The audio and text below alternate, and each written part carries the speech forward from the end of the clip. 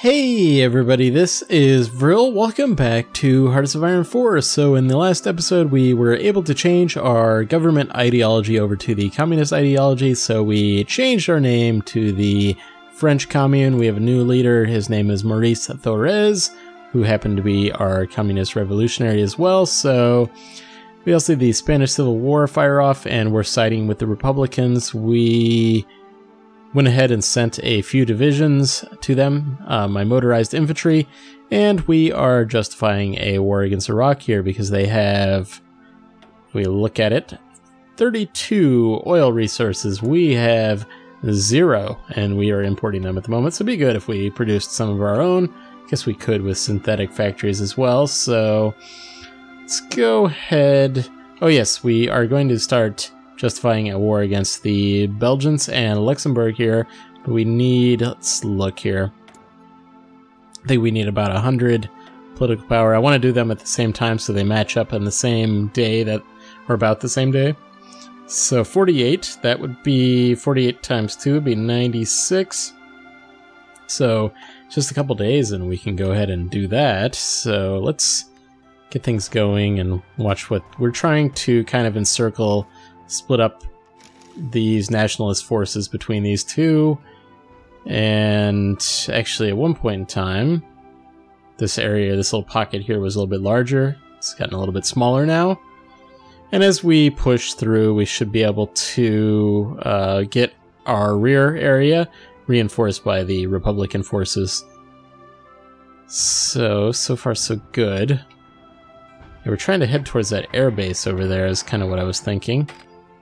Looks like we're crossing a river there. Let's see, what do we got here? Yeah, so our forces actually split up there. Kind of do what they want at some point, because I think somewhere on here we actually have them with a front line that doesn't really match what we're trying to do.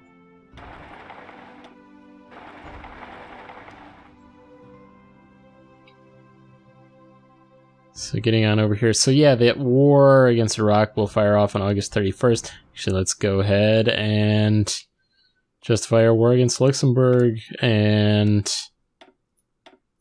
the Belgians here. That obviously will increase the world tension slightly. Now, I didn't check on Luxembourg, but yeah, nobody here has independence guaranteed, so they're going to keep asking us about, we don't have a production line for tactical bombers. We're not going to build one either. We're going to be building close air support because we took a air doctrine that has close air support as opposed to tactical bombers, so we'll be focusing on them instead.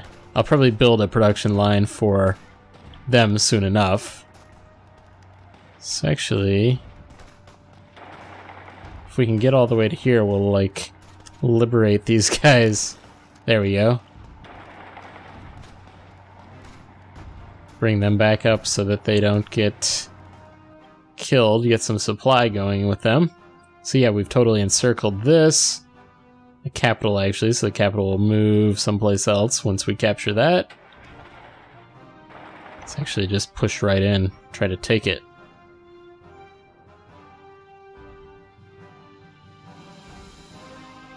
Alright, so I think we're about to just... yeah, we took it. So, yeah, their capital moved to Sevilla here.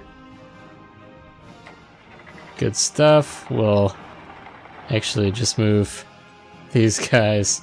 We have like 4 encirclements going on right there, I would say, just about. So it should be able to... the AI front line should be able to clean that up. So, let's see, where do we want to go next? Let me go ahead and delete all orders and establish a new front line, and I think I'm going to do it right here. New offensive line right there.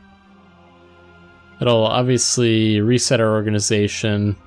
I don't think we had much planning bonus as it was anyway, so haven't really spent any time doing that. Let's see, we actually never set an offensive line. We've set the front lines, but let me go ahead, So we've got some armor, some motorized, some cavalry, and we really don't want this war to last very long because these guys are going to take some major attrition if they're out here in the desert for very long. So do not want that. And this army, they're garrison units, but they're actually not as bad as some other garrison templates that I've seen for some other countries. They're at least 6 infantry. I think I saw some garrison for, I don't remember what country it was, but it only had 2 infantry, so it's like, that's totally useless. So let's set this as our offensive line. We'll try to capture Mosul. I think if we just capture Baghdad, we'll probably win, but we might need to capture Mosul as well. Don't think we'll need to capture Basra for that war to take over, so let's go back to the Spanish Civil War here. See what we've got. Wait for these guys to get full organization. I'll push up our speed up to 4. I don't want to do it on 5, but 4 will work. And once they're set, there they go.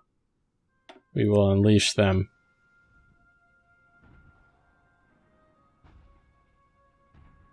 And these guys will do what they want, but I probably will take control at some point in time.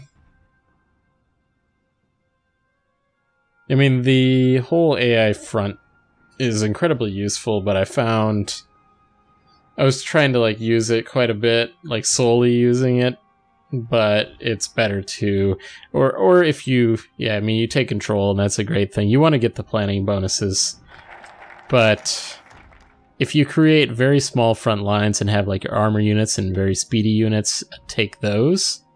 That's probably the best way to go. So I completed industrial expansion. Now we'll move on to military factories, which will give us quite a few military factories. Let me go ahead. I know we're going to be having some factories come on. Okay, we already have this extra row for infantry equipment already up. Let's go build a close air support. Let me move this up. It won't have any factories at the moment, but as soon as a new factory comes online, we'll start working on those. Surprised we're actually filled with support equipment. Alright, so we have the Hindenburg disaster. Went with the historical outcome here. So the German passenger ship Hindenburg was destroyed today while attempting to dock at the Lakehurst Naval Air Station in the United States. For reasons not yet determined, the airship was engulfed in flames and crashed to the ground, claiming 35 lives. Due to the scarcity and expensive helium and the US ban on exporting it, the Hindenburg, like all German passenger airships, was ultimately engineered to use hydrogen, which provides greater lift, but is also flammable. With the public faith shaken by this disaster and the rise of much faster passenger aircraft, this could spell the end of the era of airships. Oh, the humanity. Alright, so we'll see if the Amelia Earhart event that's coming up, if that goes historical as well. So interesting line of attack that these guys are doing, but I'm not completely against it. We've got some Soviet help here too, and they've been encircled actually. So now we have after a buildup of Japanese forces in Manchuria, the Soviet Union appears to have unexpectedly withdrawn units that were stationed right alongside the border. This may be a bid by Moscow to avoid further confrontation with the Japan, possibly triggered by a stinging memory of the defeat Russia endured in the Russo-Japanese War. Perhaps this will result in a lasting peace. So, actually I hadn't seen that one, I don't think, before. Not liking what these guys are doing with their attacks here. Okay, at least we're winning this one. We actually are fighting the Germans here. We got General Paul Hauser in there. Well, that's good experience. I mean, that's kind of what the whole point of the sending your units to the Spanish Civil War. Obviously, historically, the Germans gained a lot of knowledge, you know, modern battle theory during that conflict. that they used in the Second World War. So we're going down that same route this time as the French Commune.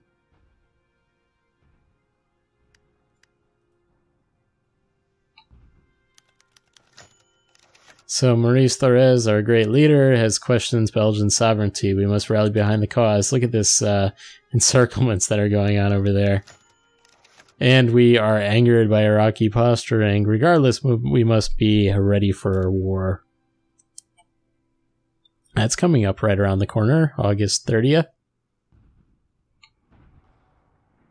I would think we need to go take out these pockets here. Okay, I think the AI is finally taking them. If we win this, I'm going to go right over here. Okay, we've got concentrated industry 2. Looks like we've got some free civilian factories as well. What's our factory situation like? We've got 46 civilian factories. Let's build 4 more. And that will bring us to 50. And from then on, I'm going to be focusing on military factories. That's my thought anyway. Savoy has no factories whatsoever. Alright, let's do that. We have research available.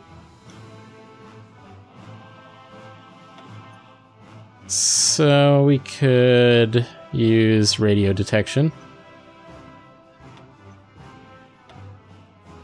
Actually, let's see. We've got... Okay, we're already doing the interwar artillery, so we don't need to do that. Let's build an engineering company. That would be very useful. I always like the bonuses, both in defense and movement in certain kinds of environments. This river crossing is pretty good, both for defense and movement. That's what engineers are there for.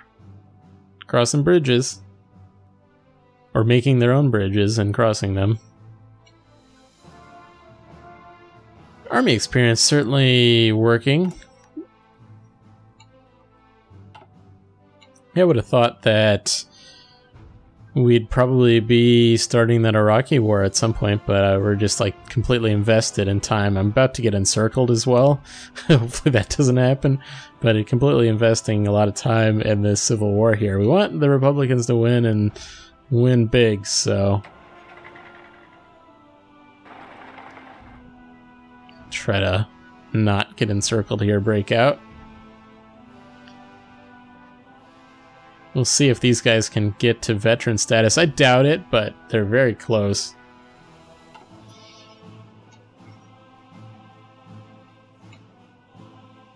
Capital has been moved to Sevilla there. We've got a few victory points on over here. What is the victory point? So that is a 5-pointer there. So as we almost get encircled, let me go ahead, not going that way. I'm going to bring my units not going through that. These guys move so quick that you can get really in trouble. They're actually ignoring my commands because I had them with some orders there.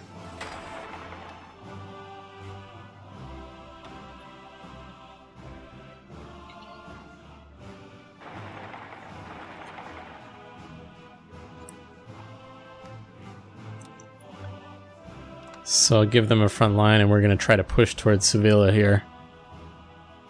Not sure if... I mean, it'd be nice during these civil wars if we got some sort of information about the, you know, like the stat of the war score, basically. So Maurice Thorez brings revolution to Iraq. Iraqi workers, your liberation is near. I wonder how many factories Iraq has. I can't imagine it's very much. So, again, we were... Oh, we don't want to do that. We only wanted to build 1. 1 province. There we go.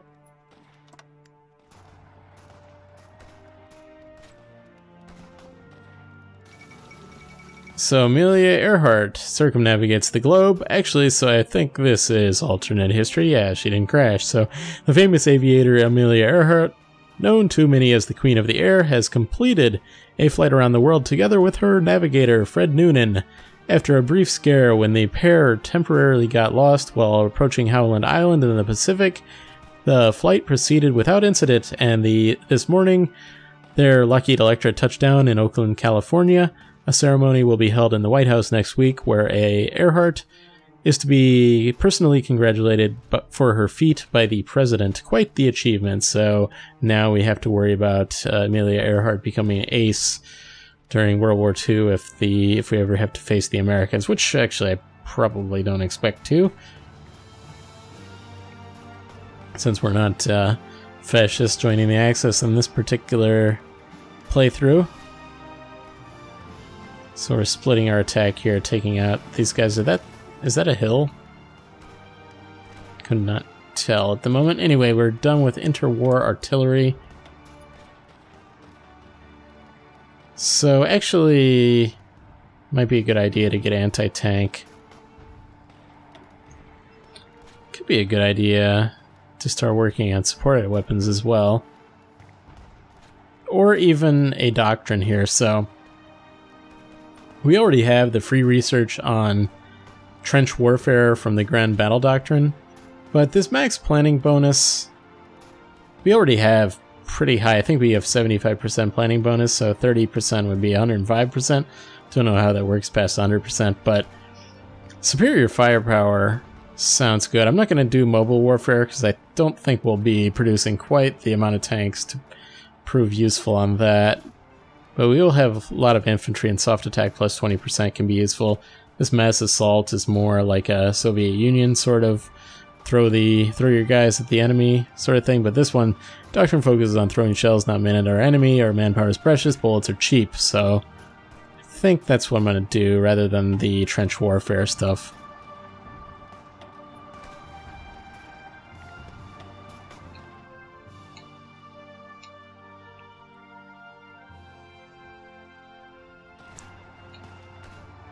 Okay, we're starting to lose. Not sure why they're attacking that way.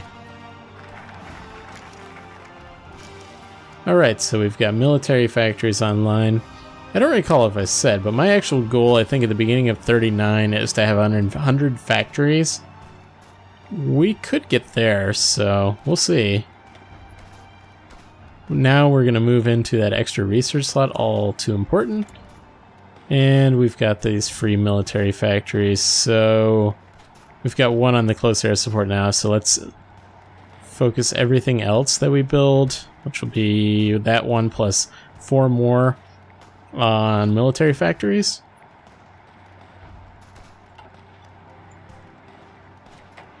Not sure what these guys are doing. I think they're getting attacked, so I can't pull them off. So the Marco Polo Bridge incident. Japanese and Chinese forces have skirmished inconclusively over the strategic Marco Polo Bridge located just southwest of Beijing. China has rejected Japan's demands for an apology and territorial concessions, claiming instead that the breaking point of the Japanese aggression has been reached.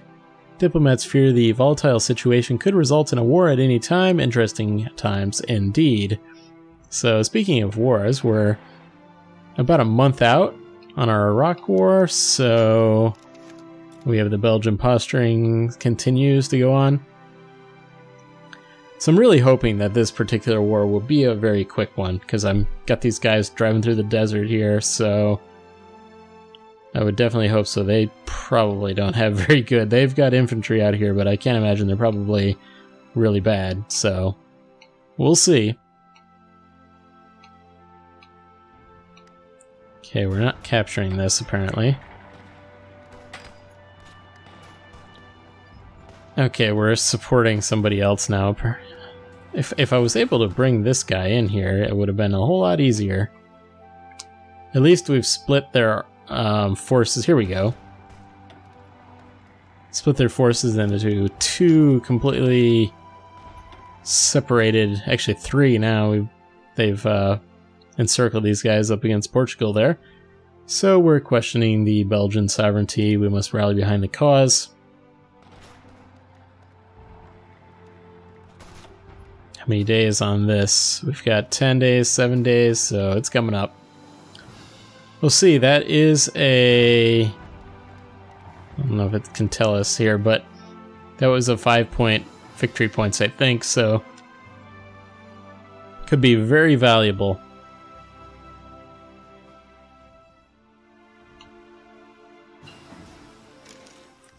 Okay, we finished formation flying.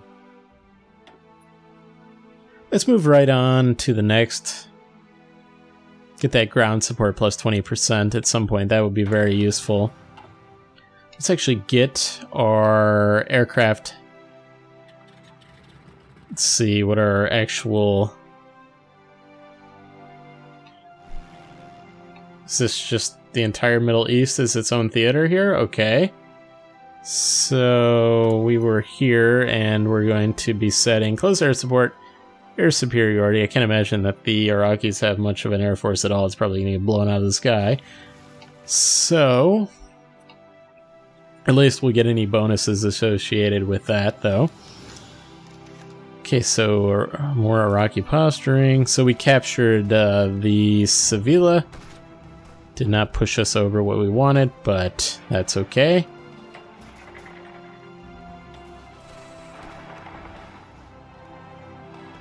One more victory points here.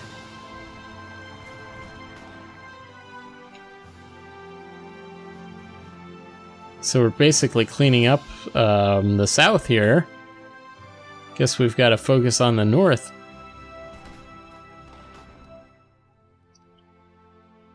Let's capture this one. Can't tell if we actually... Yeah, we do have that.